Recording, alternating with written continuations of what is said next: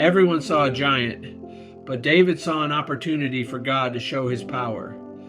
The armies of Israel were gathered for battle against the Philistines, but every day a warrior named Goliath came out and challenged them. Goliath was massive. He was armored. He was intimidating, and his voice shook the battlefield as he mocked Israel and defied the armies of the living God. For 40 days he came out morning and evening, and every time he spoke, Israel's army trembled. Even King Saul was afraid. But then David arrived. David was not there as a soldier. He was a young shepherd sent by his father to bring food to his brothers and check on the battle.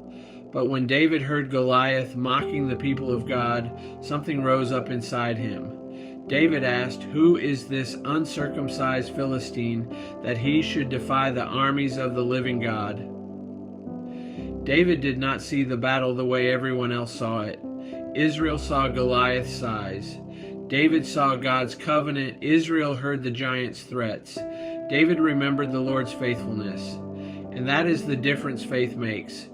David had already fought lions and bears while watching his father's sheep.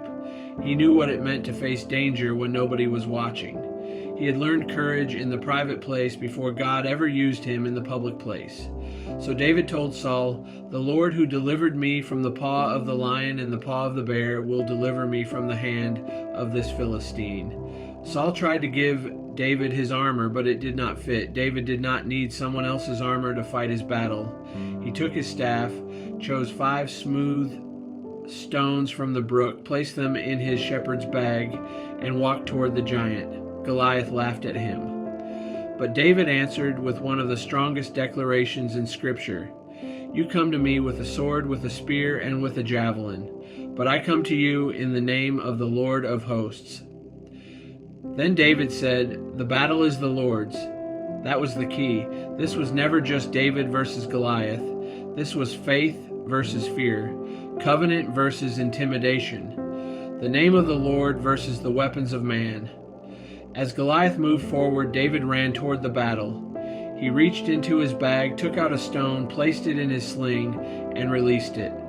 The stone struck Goliath, and the giant fell. With 1 sling, 1 stone, and 1 young man full of faith, God brought victory to Israel. David and Goliath reminds us that giants are real, but they are not greater than God. Fear may shout loudly. The enemy may look intimidating. The odds may seem impossible.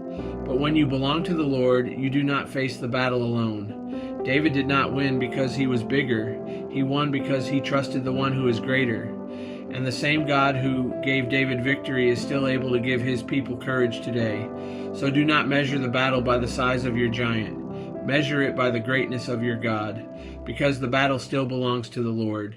Thanks for watching today's video, and please like, follow, and subscribe as we keep building a clearer understanding of God's Word, one Bible story at a time.